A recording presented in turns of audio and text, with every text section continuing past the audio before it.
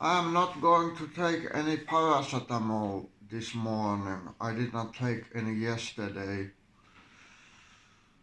And these are also Mediterranean symbols, wounds.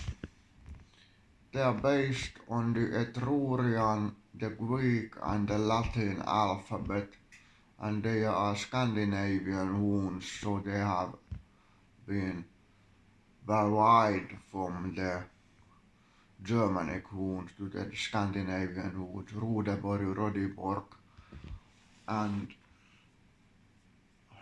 uh, I think the wounds connect me to the ground, and my fiancée says that she feels blessed with me, and she thinks she has been blessed with the wound ring, and actually I have a bit of a feeling that the wound ring might lessen my life force, and it's not really a curse, but it really gives of symbolically my life force to her, and the same happens when we have sex, and it binds us together, two rings, wound rings, and wounds like this, they are not magical.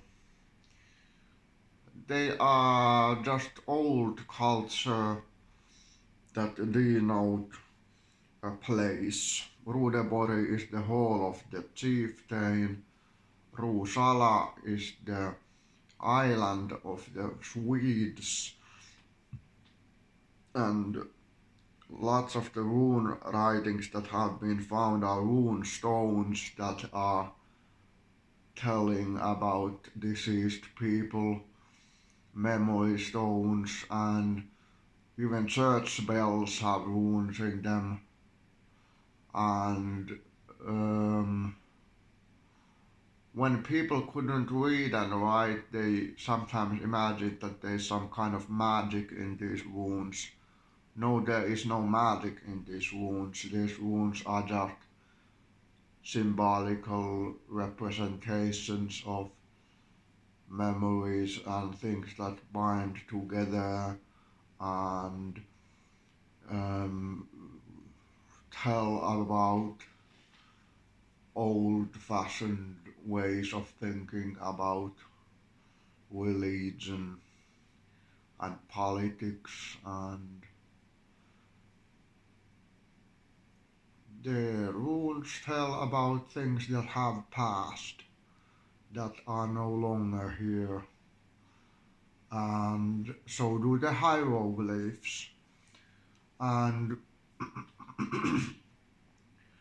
I think these are museum symbols, and all kinds of symbols have been used in various places during various times, and the wounds have a pagan religion explanation that I will not explain here, but actually they are from northern Italy, North Italy, from the Etrurian and the Latin and the Old Italic and the Greek alphabets, and the Mediterranean symbols that were brought north by the Germanic tribes, and they are they are very much like the ground symbols of the ground, the land. No runes were used in the context of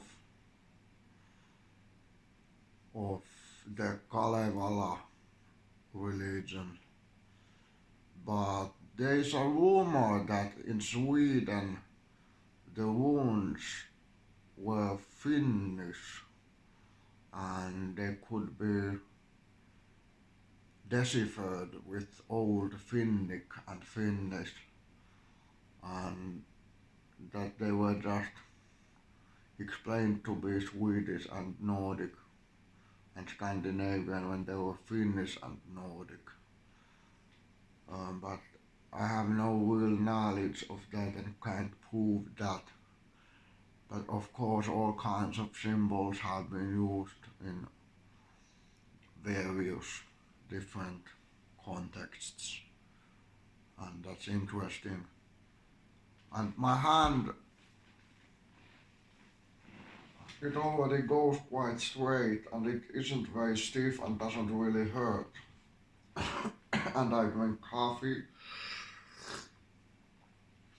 and what the past ages tell us,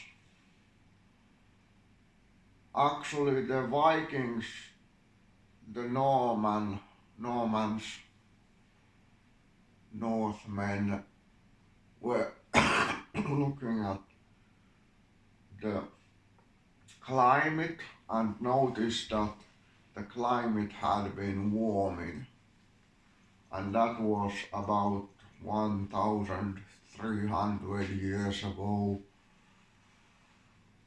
1,000, 1,100, 200, 3,000 years ago, and the Finnic and the Finnish people had a lot of land and probably drew cave paintings and used their own kinds of runes and even Cyrillic letters from the east from the Russian Slavic tradition.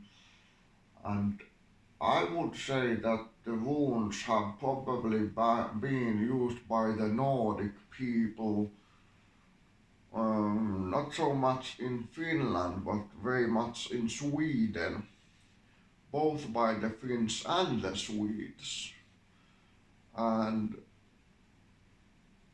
lots of the runes have been lost, the writings, because people drew them on wood and the wood rotted away. But of course there have been some written on stones and some are still here with us, and some have been written on metal church bells and metal, stone, wood, and yes, I think some runes may contain Finnish and Finnic words, but I have no real knowledge of it. I haven't studied it much, but mostly the runes that I have encountered contain some kind of Swedish or Nordic Scandinavian with the Gothic way of spelling it. So Rudeborg is Rodiborg, and Gunnar or Svensson is Gunnar or Svensson. Brekka is Breka, Birka is Birka, and Gunnar is Gunnar in the Gothic way of spelling it, and it is probably pronounced Gunnar, the Swedish way. It needs a lot more exploration and study. It needs to be studied more. The runes need to be studied more. So do the hieroglyphs and the other writings. I'm not so much into Arabic or Hebrew. They are the Semitic cultures. I am more into Japhetic culture. And The Hamitic culture is interesting, but it doesn't really concern me that much, except that, of course,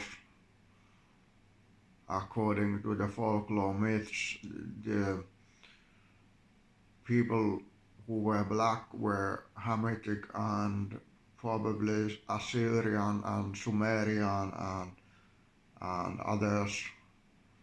And forefather was Nimrod, and he was a great hunter. And according to the Jewish religion tradition, people can't eat food that can be foraged in the forest, so they cannot eat meat that has been hunted, and they cannot eat berries and mushrooms and roots and nuts and grains and seeds. But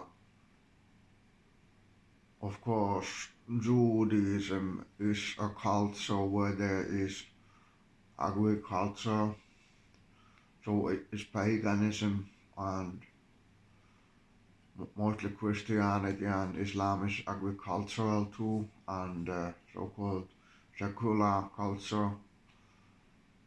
But I wouldn't go as far to say that the Jews that that the that the runes would be anti-Judaism. No, they are not.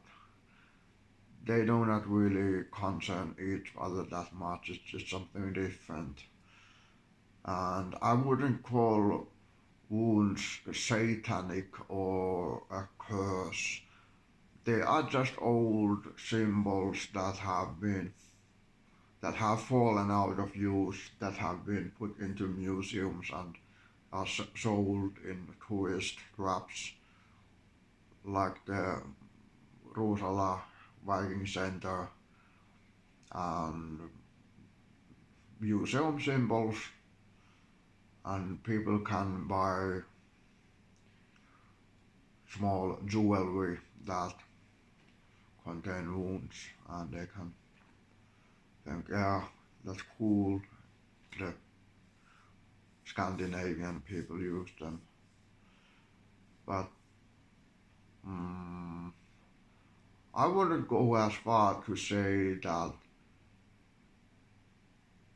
the Scandinavians were evil or wrong. I would say they were molded by the environment. And nowadays the Scandinavian culture is waning a bit. I'm receiving a call from my fiance. Okay, have a nice day.